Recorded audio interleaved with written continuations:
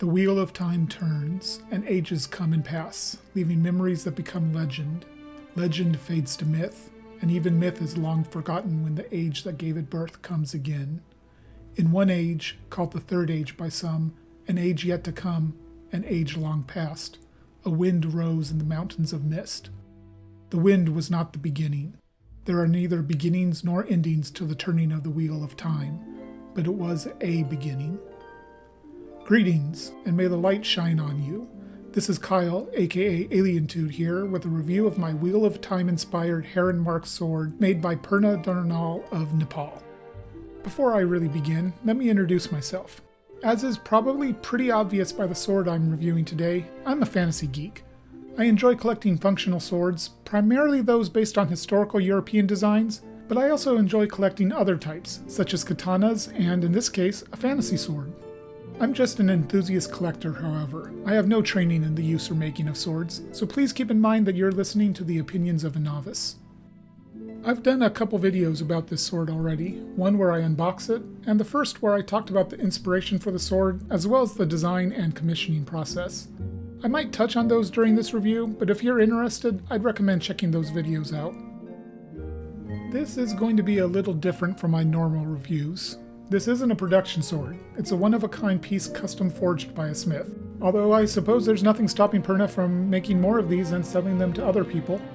Regardless, I'm not going to be rendering a verdict on whether this sword was worth the cost. Rather, I'll give my thoughts on the sword, both my design and how it came out, and whether I think the cost to commission a sword from Purna is worth it. So let's dive right in, starting with the pommel.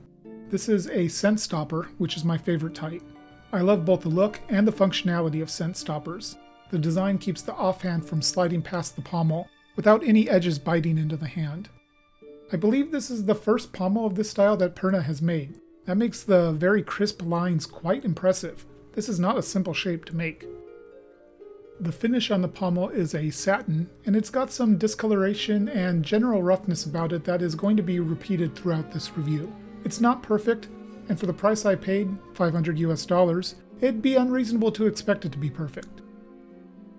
The pommel is peened to the tang, and the peen is well done. I don't see any errant hammer marks, although it's not as clean as it could be.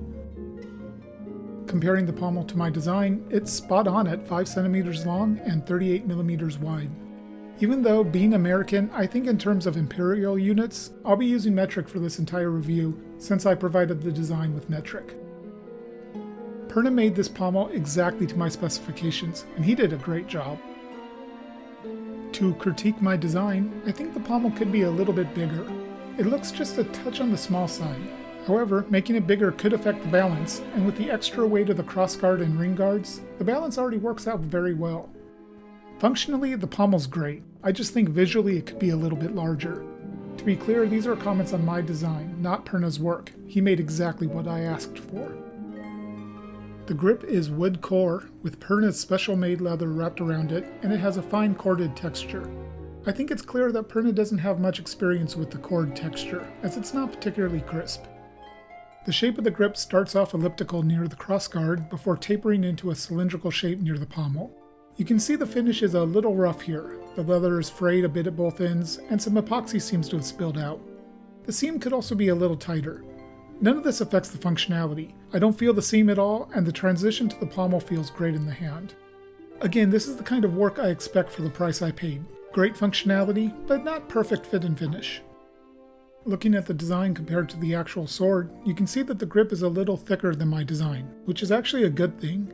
If I could go back and redesign this sword, I'd have made the upper part of the grip closer to 40 millimeters wide, and the lower around 25 millimeters, as I do find it to be a little on the thin side. I haven't had any issues with the size of the grip when using the sword, so this isn't a critical issue or anything. I just think it would feel a little bit better in the hand if it were thicker. No criticism of Purna here, my fault on the design. Moving on to the guard, this was inspired by Swiss sabers, which are often quite elaborate. I wanted something more complex than a simple crossguard, but not too complex. Something that would provide additional hand protection without looking too fancy. The lower guard sweeps around with an elegant curve to protect the hands on the grip, and the upper guard would be useful for trapping the opponent's sword with a parry. At least that's the theory in the design. Being completely untrained in swordplay, theory is the best I can do. Comparing the guard to the original drawing, the only measurement I have to compare is the length of the lower guard, which is exactly correct. I had Perna tweak the upper guard a little bit during the making, so the measurements I provided aren't accurate. The ring guards are completely Perna's design. I showed approximately how big I wanted them to be, and provided several examples of ring guards on other swords, and Perna came up with his design himself. It's pretty unusual for a ring guard to be rectangular like this. I can't recall seeing any historical examples, but I actually really like how it came out. This is a fantasy sword, so having ahistorical ring guards is a good way to show that off without affecting blade functionality.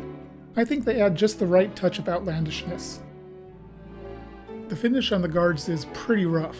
There's a good amount of epoxy spilled out from the grip, and the grinding is not particularly even or clean.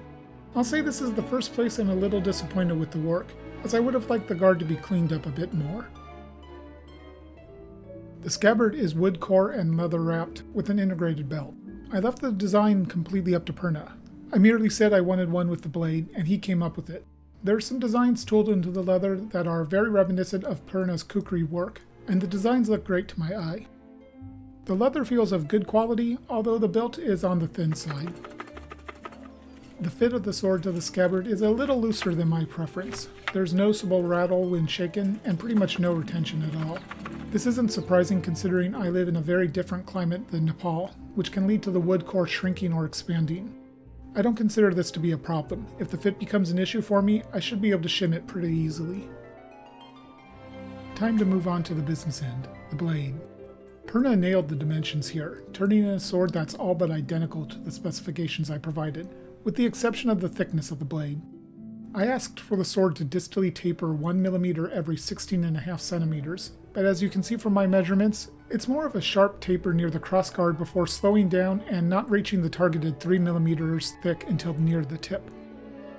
This actually ended up working out very well, as the point of balance is right around 10 centimeters, 4 inches, which feels great when held and swung, and the overall weight of the sword comes in at 1,350 grams, or just under 3 pounds.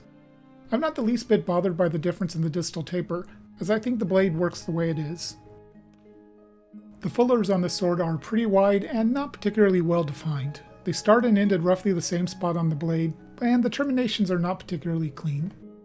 Incidentally, when I first provided the design to Perna, I asked for some words to be etched into the fuller, but he wasn't confident the process he uses for etching would work in the fuller, so I decided to omit it. The Heron etching is one I borrowed from Windlass's Heron Mark sword. I originally planned for it to be centered on the crossguard, rather than in line with the fuller, and on both sides of the blade, rather than just the one.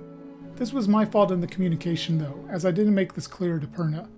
In the end, I think it worked out just fine, as I like the way it looks off-center, and if only one side of the blade was going to have the heron, this is the side I'd want. This goes to show that proper communication is key.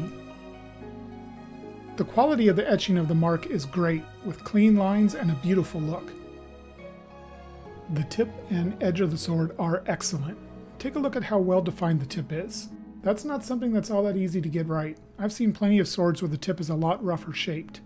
And the edge is a beautiful appleseed geometry. This is something of a trademark of Perna's. He puts crazy sharp edges on his blades, but they maintain great durability.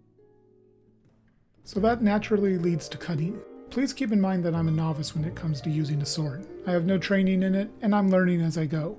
Failed cuts are much more likely to be my fault than the blades. Starting with pool noodles, my Heron Mark sword cuts them quite well. There's a few cuts in here where I had a bad angle to the cut, and when you do that with pool noodles, you'll usually either just bat it out of the way, or the sword will skip off. And once you have a bad cut or two on a noodle, what little structural integrity the noodle has is broken, and it gets all the tougher to cut properly. When I had my edge alignment and cutting angles right, the sword cut beautifully, slicing through with no resistance and no tearing. It's a very satisfying sword to cut with, that's for sure. With water bottles, it's a similar story. My first cut with the sword was pretty poorly executed, causing the bottle to fly away and not getting a good cut. But after that, I was getting good, clean cuts with not a lot of movement on the bottom part of the bottle. I think with some more practice using the sword, I'll be able to do really well here. Lastly, I also cut a milk jug. I've not been using them much because they're big enough that it requires a bit more force to cut through them. The plastic isn't tough or thick, but the amount of water they hold means I can't just do a quick cut without putting some oomph into the strike. Since I've mostly focused on control when cutting and not force, Milk jugs just weren't a good target for me. But recently I've been adding in stepping strikes to help rotate my core and get a bit more into the cuts, so I decided to pit myself against one. And as you can see here, the Heron mark sword handled it with aplomb. 2 clean cuts, and I think if my accuracy were better, I probably could have taken less off the jug and gotten another cut or 2. Let me reiterate here, this sword is fun to use. So let's talk bottom line. Am I happy with the work Perna did for my commission? In short, yes. The attention to detail he put into matching my specs is quite impressive, and the blade came out wonderfully. While there's a little fit and finish flaws, they don't affect functionality at all, and it would be insane to expect perfection at this price point. Perna was a joy to work with during this entire process, very communicative and fast. I can highly recommend Perna if you'd like to commission a custom sword, but let me give you a few words of advice about it. First, make sure you have a good solid design with lots of measurements. Perna is primarily a kukri maker, and while he obviously can make excellent swords, he's not particularly familiar with them, so you'll want to know the details.